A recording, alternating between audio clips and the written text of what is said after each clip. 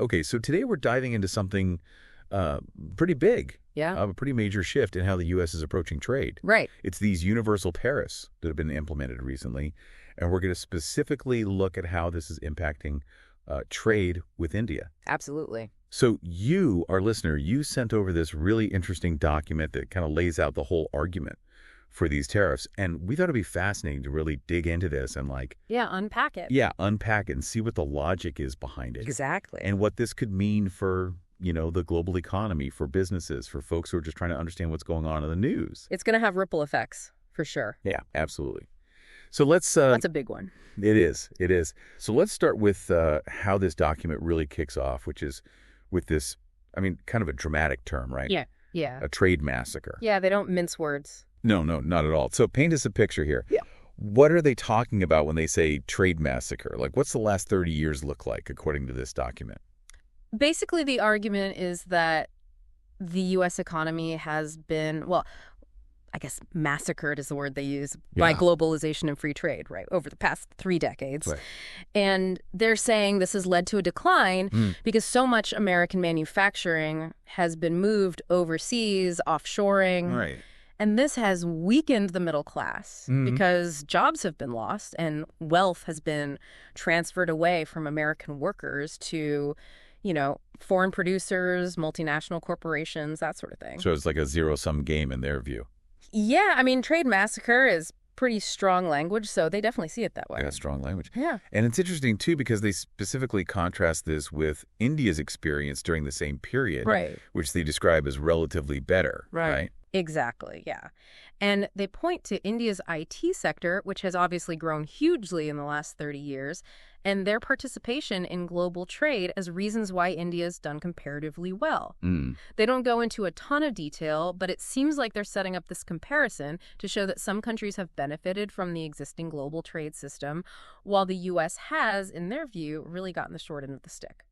Okay, so they're painting a picture of the problem as they see it. Right. And then enter Trump and this, as they call it, hard and fast approach with these universal proportional tariffs. Yeah. So break this down for us a little bit. What are these tariffs all about, and how are they different from, how tariffs have been used before? Well, I think the key words here are universal and proportional, right? Like in the past, tariffs have been used in a more targeted way, aimed at specific industries or countries. Right. And the rates have often been decided through political negotiations. What they're proposing here is different. These tariffs would apply to almost everything that's imported, no matter where it comes from. That's the universal part. Right. And then proportional means that the tariff rate would be directly tied to the trade imbalance between the U.S.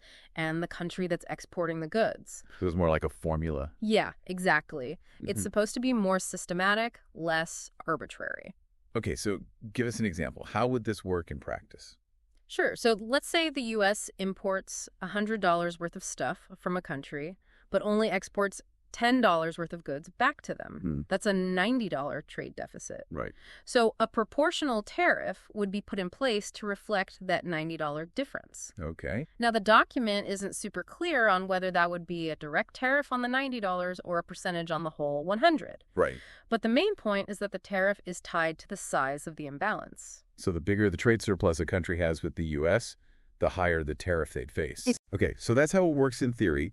But what's the justification for this? Because they make this point that it's not about protectionism. Right. They're trying to frame this as a matter of fairness. Okay. So how do they differentiate between those two? Well, traditional protectionism is all about protecting your own industries, right? Making imports more expensive so people buy domestic goods. But they're saying this is different.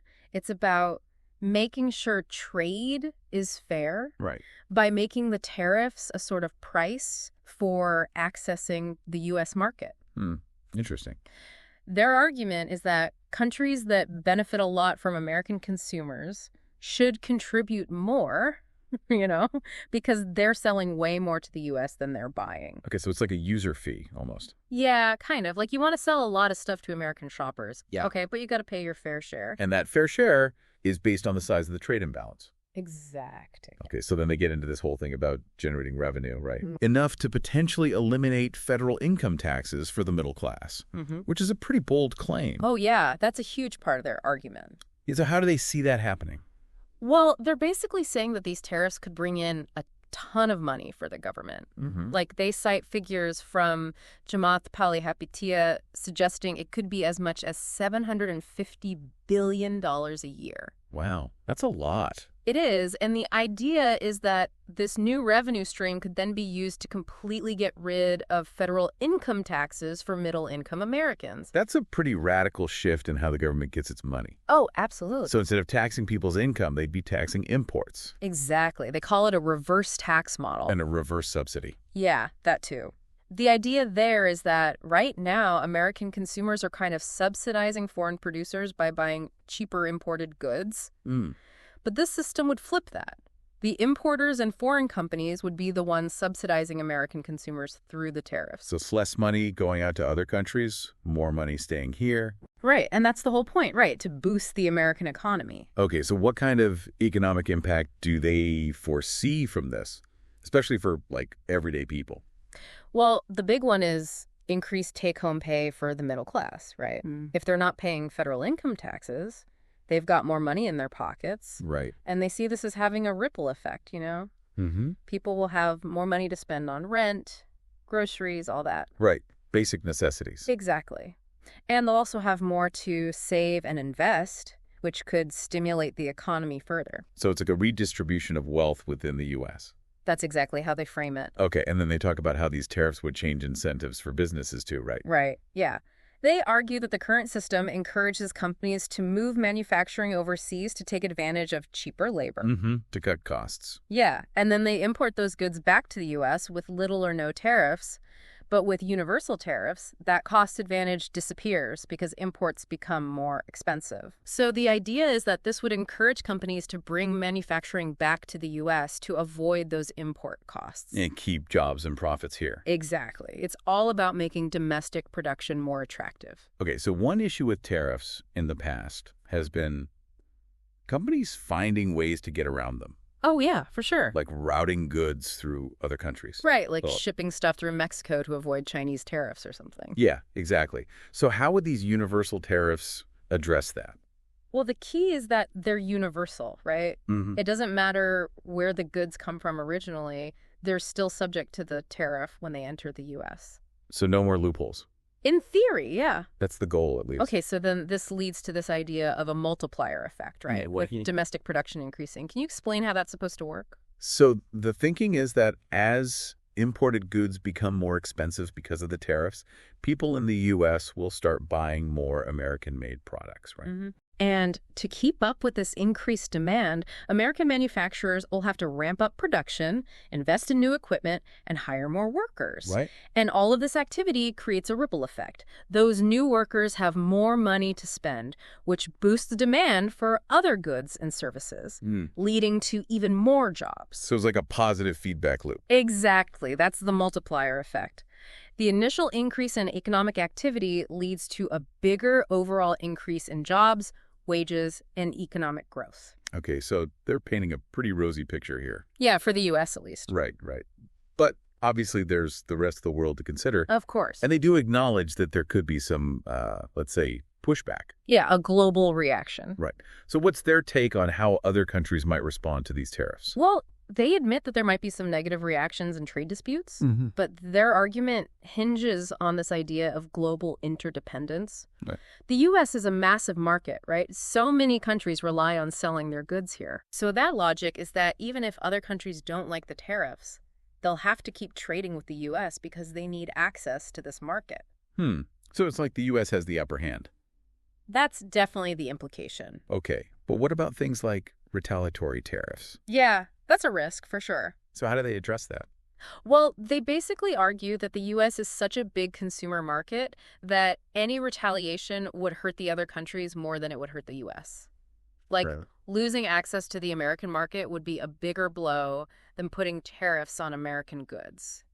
So it's kind of a don't mess with us stance. Yeah, there's definitely an element of that. Like, they're saying that the U.S. is calling the shots now. Okay, so let's bring it back to India specifically. Yeah. We know there's this 10% universal tariff plus an extra 16% on Indian goods, bringing it to a total of 26%. Right. So how has India reacted to this, according to the document? It seems their initial response has been to try and speed up negotiations for a trade agreement with the U.S. The U.S. has put a 90-day pause on new reciprocal tariffs for most countries, except China. Right.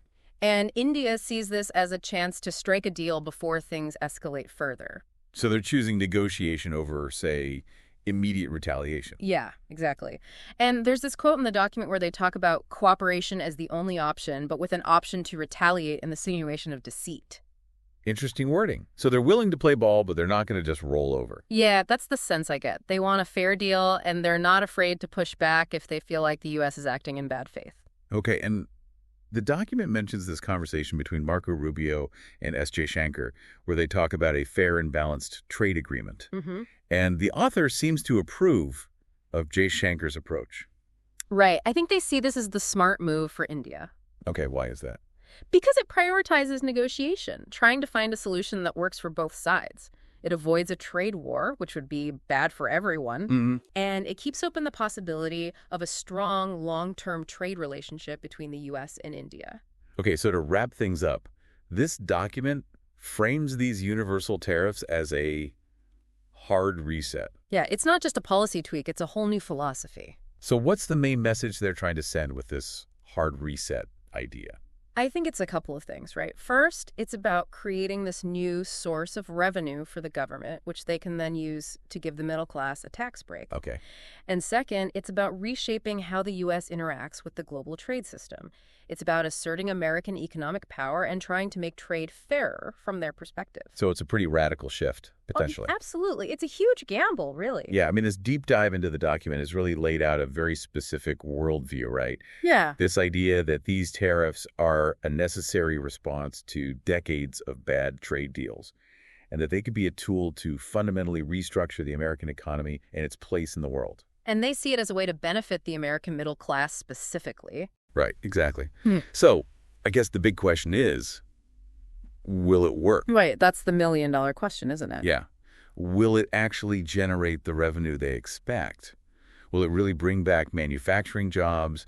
Will it lead to higher prices for consumers? And how will other countries react in the long run? Yeah, because this could have huge implications for global trade and international relations. Absolutely. It's a really fascinating and potentially transformative moment. Yeah, and it'll be really interesting to see how it all plays out. I mean, this is something we'll definitely be keeping an eye on here on the Deep Dive. Yeah, for sure. So thanks for joining us for this deep dive, and we'll be back soon with more explorations into the big issues shaping our world. See you next time. Thanks for listening.